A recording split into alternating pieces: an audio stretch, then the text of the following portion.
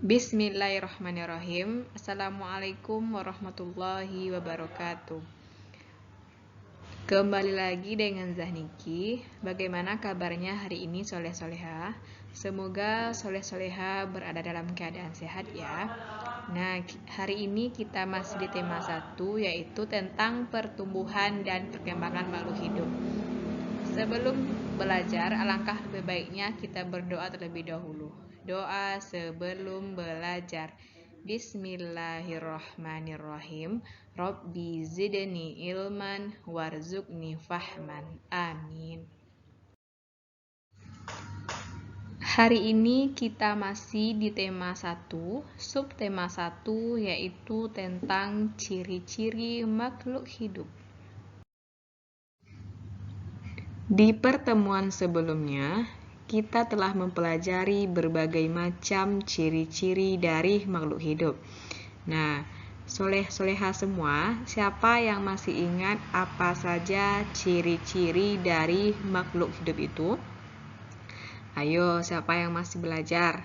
Nah, yang pertama, ciri-ciri makhluk hidup itu bernafas, yang kedua, berkembang biak, yang ketiga, memerlukan makanan dan air, yang keempat, bergerak, dan yang kelima, mengalami pertumbuhan dan perkembangan.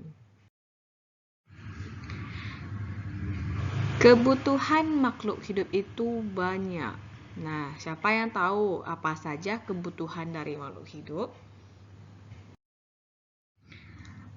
Nah, soleh-soleha semua, di antara kebutuhan dari makhluk hidup itu adalah memerlukan makanan dan air atau makan dan minum. Nah, sebelum makan dan minum, kita ada aturan terlebih dahulu. Jangan asal makan atau asal minum saja. Apa saja aturannya? Nah, mari kita pelajari. Aturan yang pertama adalah harus mencuci tangan. Nah, tujuan mencuci tangan ini agar kotoran yang menempel ketika antum selesai bermain ataupun melakukan aktivitas lain itu hilang. Jangan lupa cuci tangan sebelum makan atau mungkin masuk kuman-kuman ke dalam kuku antum. Nah, sebaiknya antum cuci tangan menggunakan sabun cuci tangan. Siap, soleh-soleha? Setelah mencuci tangan, kita harus berdoa terlebih dahulu. Apa maksudnya kita berdoa sebelum makan? Itu menandakan bahwa kita mensyukuri nikmat Allah kepada kita, bahwa kita telah diberi rezeki, makanan, dan minuman.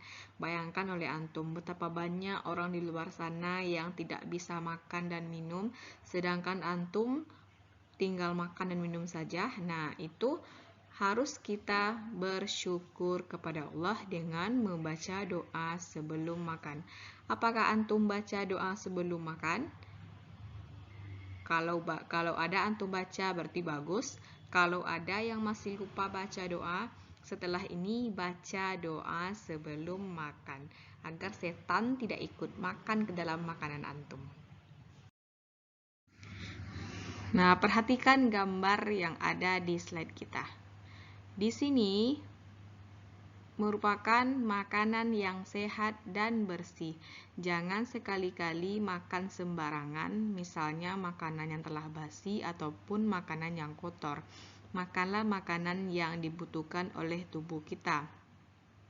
Kemudian juga berbagai macam makanan di luar sana, antum harus jeli dalam memilih makanan. Sebaiknya, jika antum mau mengkonsumsi makanan, terlebih dahulu tanyakan kepada orang tua antum. Jangan asal beli ya, nanti akan berakibat fatal untuk kesehatan antum. Ingat, makanan yang sehat dan bersih. Sebelum antum itu makan, pastikan makanan antum itu tertutup agar terhindar dari lalat ataupun debu-debu yang akan masuk ke makanan antum. Jika antum makan makanan yang tidak sehat, maka itu akan berakibat buruk untuk kesehatan antum. Coba antum perhatikan gambar yang ada di slide ini.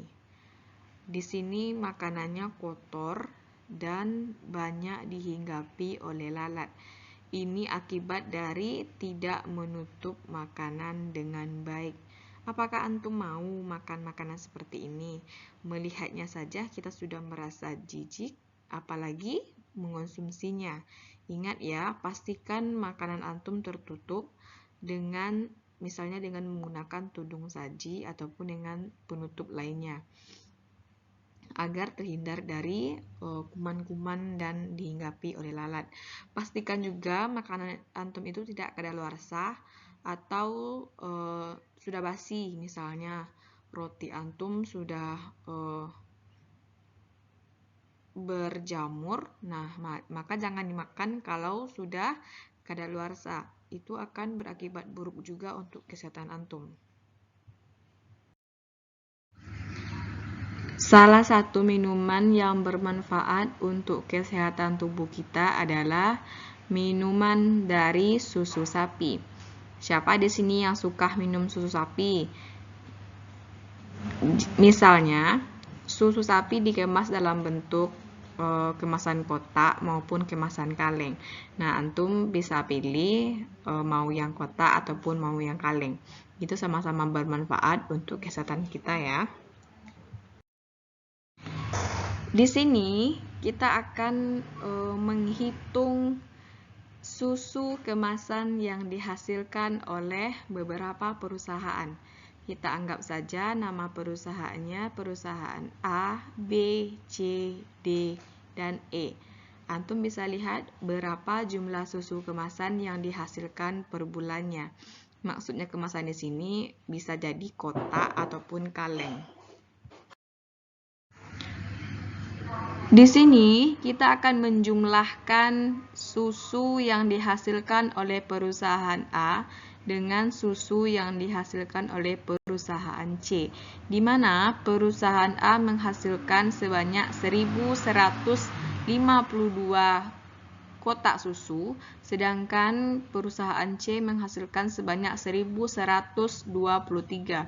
Kita akan menjumlahkan dengan cara penjumlahan susun ke bawah. Maksudnya, kita samakan tempat antara satuan, puluhan, ratusan, dan ribuannya. Kemudian kita jumlahkan satuan dengan satuan, puluhan dengan puluhan, ribuan dengan ribuan. Kemudian, yang pertama kita jumlahkan dulu yang bagian satuannya atau bagian ujung dari angka.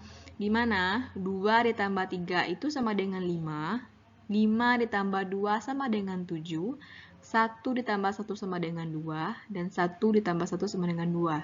Jadi, hasil penjumlahan dari perusahaan A dan perusahaan C susunya yaitu sebanyak 2.275. Kemudian, antum bisa lihat di sini detailnya. Satuan ditambah satuan yaitu 2 ditambah 2 sama dengan 5, tulis 5. Kemudian, puluhan ditambah puluhan yaitu 5 ditambah 2 sama dengan 7, tulis 7. Kemudian yang ketiga, ratusan ditambah ratusan yaitu 1 tambah 1 sama dengan 2, tulis 2. Ribuan ditambah ribuan yaitu 1 tambah 1 sama dengan 2, tulis 2. Maka hasil penjumlahannya adalah 2.275.